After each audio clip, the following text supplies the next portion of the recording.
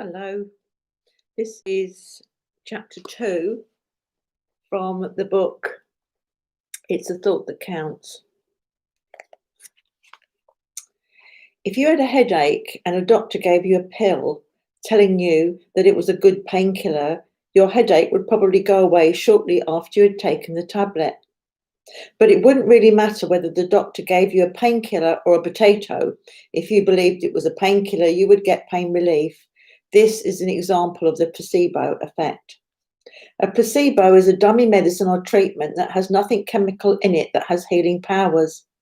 It is usually made to look and feel exactly like the drug being tested. So if, say, the drug is a white tablet with a blue triangle on it, then the placebo tablet will also be white with a blue triangle in it. Placebos are used in lots of medical trials around the world because they are not supposed to heal. Therefore, any cures that take place can be credited to the medicine being tested. In this way, researchers can prove that the new medicine works, but in practice, people are healed when they take placebos. The effect has been shown to cure anywhere between 10% and 100% of people, depending upon the nature of the trial and the type of illness being studied. For some diseases, the placebo effect is low, and for others, it's high. Say a medical trial was set up to determine how good a new drug was for colds and flu. It might involve 1,000 people. 500 of them would get the drug and the other 500 would get the placebo. And so there would be no special treatment from the medical staff administering the tablets. Neither the patients nor the staff would know who was getting what.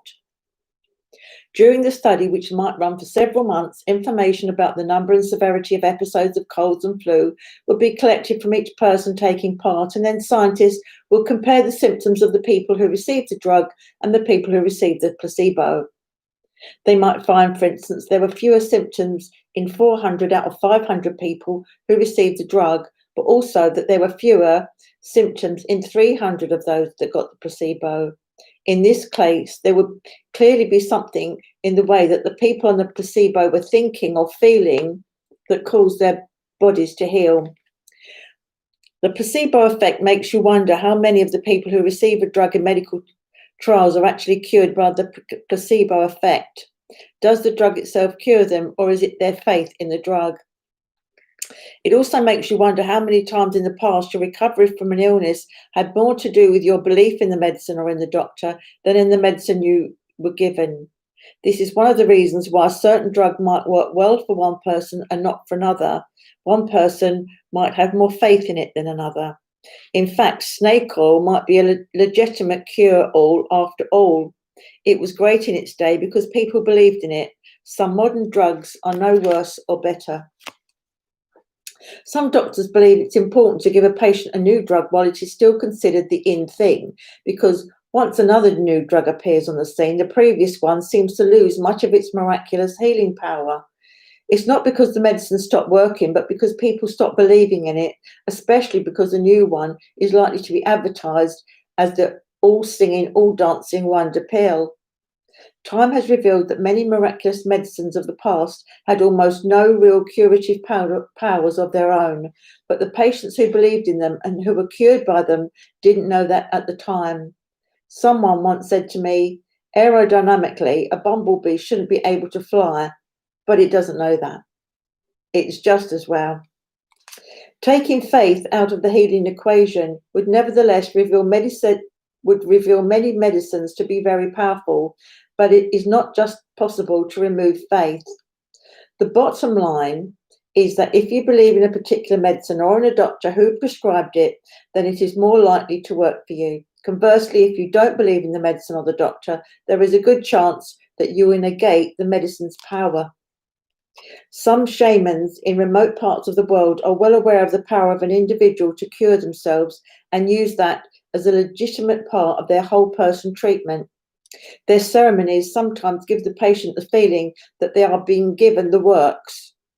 The sick person totally buys into the treatment, and their internal curative powers step in to do the work.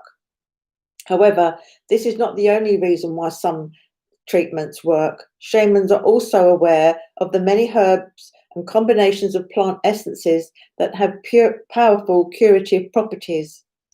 They also use techniques to help them enter a higher state of consciousness where they are able to perceive the deeper mental, emotional, and spiritual nature of disease, allowing them to be more specific in their treatment. Whatever methods are used, traditional or modern, there is more than one pathway to healing in the body. Molecules can move one way or the other during the process of recovery. Faith could cause them to go left, and medicine could cause them to go right, but at the end of the day, there's a healthy person. The placebo effect is powerful, and so are plant essences, herbs, vitamins, minerals, and modern drugs. Caring and compassionate scientists whose goal is to make a difference in the world put a lot of dedication and genius into the research and development of new treatments for disease.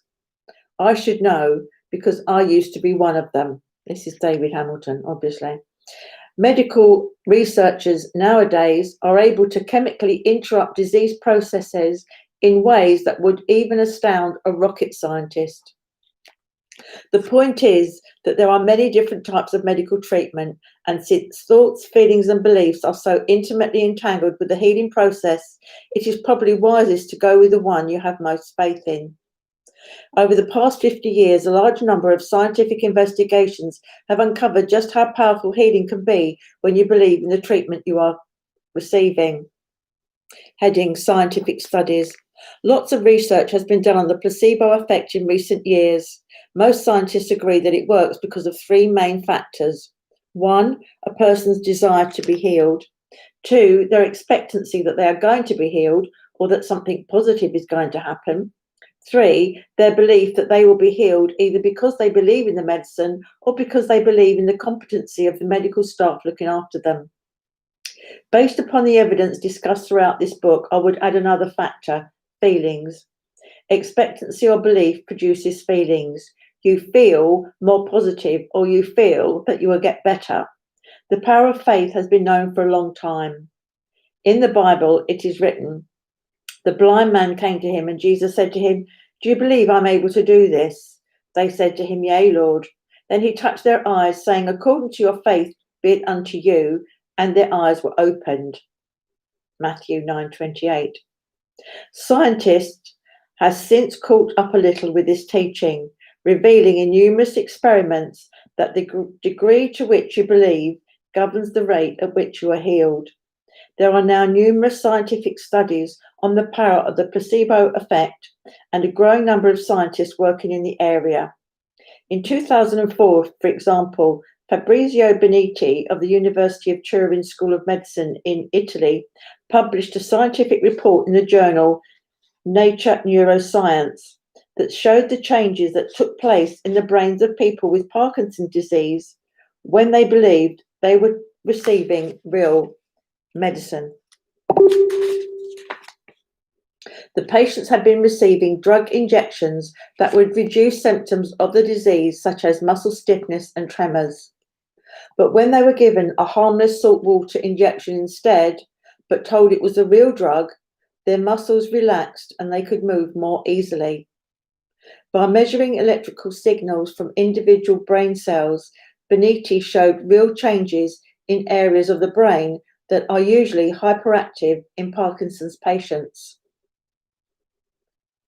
One of the earliest placebo experiments was performed in 1950. In a scientific report published in the Journal of Clinical Investigation, scientists described a powerful placebo effect in a group of 33 pregnant women who were experiencing morning sickness. The women took part in a trial in which they were told that they would be given a drug that would stop their nausea and vomiting. This is what is called suggestion. It was suggested that the drug would work.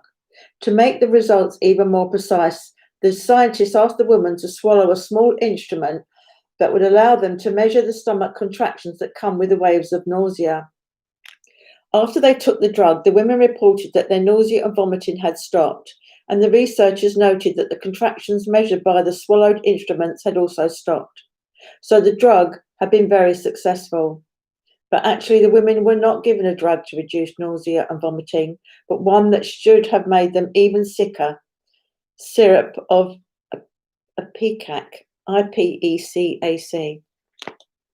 So a strong desire to feel better, who wouldn't want to get rid of nausea, coupled with a belief that a drug would work, was able to override the powerful effects of a substance that should have made them feel worse. In this instance, the drug should have made the molecules go left, but faith was stronger and made them go right, figuratively speaking. A similar type of study was conducted on asthma volunteers at the University of London in 1986. They were involved in a trial apparently to test a new drug. First, they were told they would be given a substance that would cause their chest to constrict.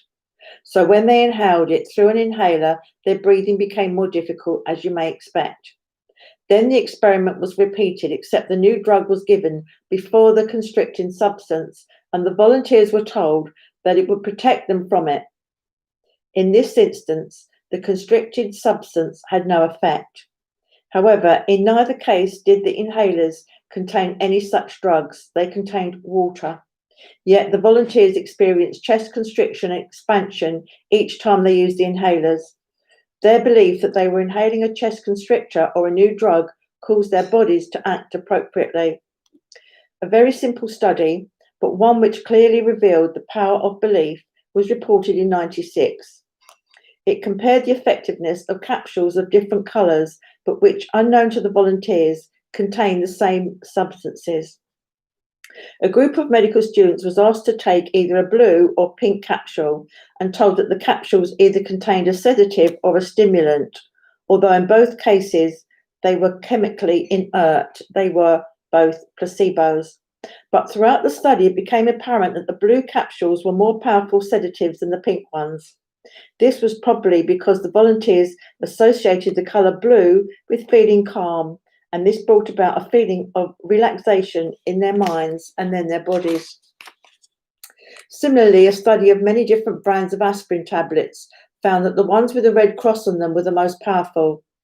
Presumably, this was because a red cross is usually associated with rescue and the feeling of being safe. This feeling would have caused healing in the body. In 2002, scientists showed that the power of belief even influences the immune system. Volunteers were repeatedly given a flavoured drink which contained a chemical called cyclosporin A, which is known to suppress the immune system. With each drink, therefore, their immune systems were weakened. When the volunteers were later given the drink with no cyclosporin added, their immune systems still weakened. Through the repeated association at an unconscious level between the drink and a weakened immune system, the drink alone was enough to cause the effect, just as Dr. Pavlov caused his dogs to salivate each time he rang a bell. The power of the placebo effect is easily noticeable in eating and drinking. On a number of occasions, I have noticed that people in average health fall ill more often once they start a healthy diet and lifestyle. At first, they feel great and their health improves, which is what should happen when a person improves their diet. But problems begin to arise as they learn more about which foods are considered good and which are not. Now they look back at what they used to eat with horror, labelling most of it as unhealthy. And whenever they have a slip up from the healthy diet, which most of us do, eating something they now believe to be unhealthy, they are consciously telling themselves, I'm unhealthy. Then the body simply reflects the belief as an illness. Previously, before they learned about nutrition, eating that food would not have caused them any harm because they didn't know that it was bad for them. It is sometimes not so much food, but our thoughts about that food that causes problems. Of course, there are foods that are generally accepted as nutritious and it's wise to eat them, but there are also some that are not, and eating lots of those every day might not be very clever. But the body is very resilient. Having chips or chocolate cake occasionally probably isn't going to make much difference to your health. The problem is that a lot of people dwell on when they ate something fattening or sugary, and so send their bodies lots of I am unhealthy signals, which the body dutifully reproduces, forgetting the fact that almost everything else they ate was highly nutritious. If this happens to you, Just keep reminding yourself that if you generally eat nutritious food, the occasional slip-up probably won't do any harm. Instant healing is the heading. A few years ago, one of my friends had a heavy cold that gave her a headache and a blocked nose and made her feel run down. She had newly joined a charity that a group of friends and I were operating and was aware that we shared a belief in hands-on healing. Quite a few people in the group were practicing therapists, and at the time I was also doing some therapy work for people, usually family and friends, and as a scientist I was intrigued by how hands-on healing worked. My friend had never received the treatment, but she really believed in it because she had heard some remarkable stories. She spoke to me about her cold symptoms, and I felt genuine compassion for her and offered to help. I recognised her openness and faith and the fact that she didn't know what a healing treatment consisted of. So I simply placed my hand on her forehead, gave her a little push, and said out loud with directness and conviction, "Cold cancel." Her nose cleared and her headache vanished immediately. I hadn't performed any special treatment. I had simply recognised her faith that instant healing was possible, and she had done the rest. Her own belief had caused a cascade of biological movements that made her instantly feel better. Taking a placebo tablet on the understanding that it was a powerful new drug known to have an immediate effect might have had the same result. Heading: Molecules of Emotion. The power of the mind to cure is awesome, and scientists have spent considerable time investigating it. In particular, they have studied tiny molecules called neuropeptides, which Professor Candice Pert labelled Molecules of Emotion in her excellent book of the same name. The name neuropeptide comes from the fact that these molecules are usually present in the brain, neuro, and that they are made up of peptide units, which are part of proteins. The importance of neuropeptides was uncovered as a result of research which took place in the 70s when scientists discovered how mind-altering opiates like heroin and morphine worked. A number of scientists made the assumption that for opiates to affect the mind, they must interact with areas of the brain that control emotion. Such areas were well known at the time.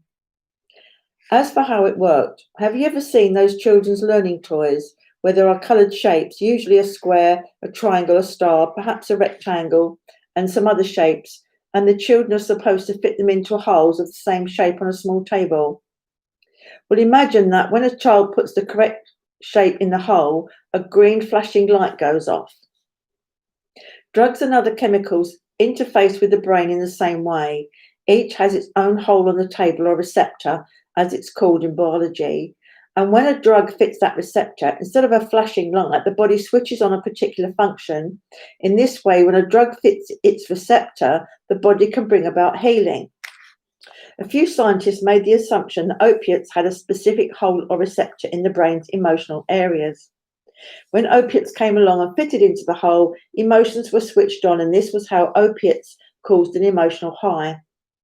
For a while, the existence of the opiate receptor was merely a theory, but following its discovery in 1972 by Candice Pert and Sol Snyder, while at Johns Hopkins University, the entire field opened up. Scientists reasoned that if these chemical opiates fitted a special receptor, then the body must have its own natural opiate. Otherwise, why would such a receptor exist? Research soon uncovered it. It was identified at the University of Aberdeen in Scotland by John Hughes and Hans Klosterlitz. It is a neuropeptide called endorphin, a natural opiate that also gives you a high. This is why sports people become addicted to exercise, because endorphins are produced during intense exercise. The high produced can be comparable to that of other addictive opiates. As well as neuropeptides affecting emotion, emotion also affects the number and type of neuropeptides. So in typical body-mind fashion, it goes both ways. Neuropeptides switch on emotion, and emotion switches on neuropeptides. In mind-body science, this is called a bidirectional effect. It is now understood that neuropeptides are involved in a whole array of different bodily functions, from hormone regulation to protein manufacture, cellular repair upon injury, memory storage and pain management. So since neuropeptides are produced by emotion, all of these things are affected by how a person feels. It is now known that there is an entire psychosomatic network connecting the body and mind, involving hundreds of neuropeptides and thousands of receptor locations throughout the body. Any of a vast number range of thoughts or feelings can cause a whole cascade of change in a person's body. Thoughts and feelings basically light up specific areas of the body. Neuropeptides associated with a certain emotion will light up areas where receptors for those neuropeptides are present, changing them in some way. So if a receptor for compassion are present in the big toe, then compassion will light up the big toe. So a gut feeling, for instance, is more than just a subjective feeling. It is also a real chemical involved movement in the gut where neuropeptide receptors are found. The feeling leads to the production of specific neuropeptides in the brain, and these light up specific receptors present in the gut, thereby allowing a person to physically feel an instinct. I hope you're keeping up with this. Most neuropeptides have receptors all over the body, so emotions are physically felt all over the body. Have you ever felt your whole body tingle when you are thinking of a certain thought or feeling a certain way, or when an idea just clicks? And we know that one. Neuropeptides are simply fitting into receptors in those parts of your body. The whole body is psychosomatically wired to dance to the tune of any thought and emotion.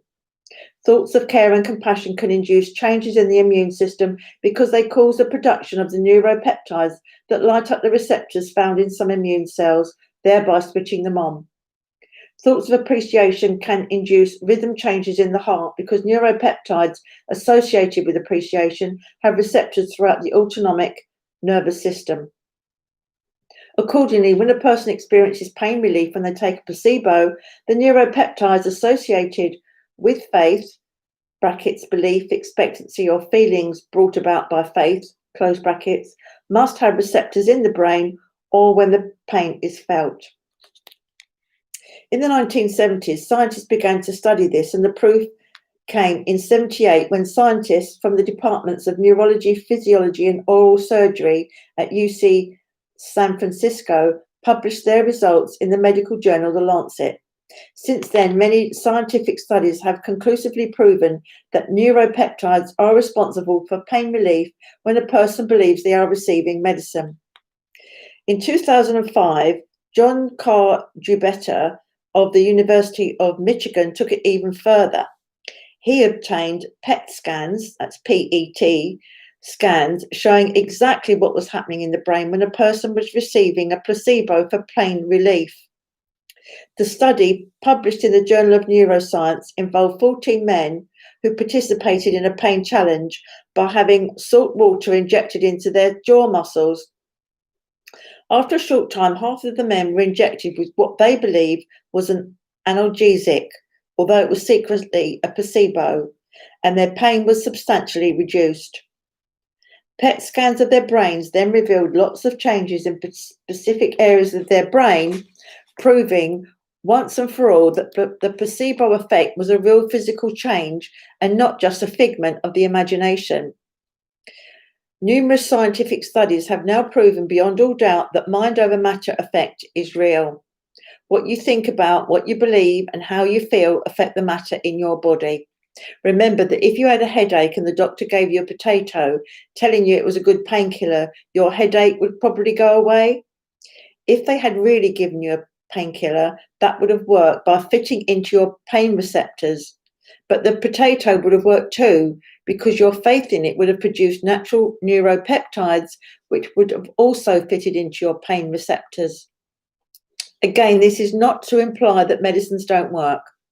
I have studied, this is David Hamilton, studied the science of how some of them work, so I can assure you that they can be very powerful, but we all have the ability to produce the same results through our faith.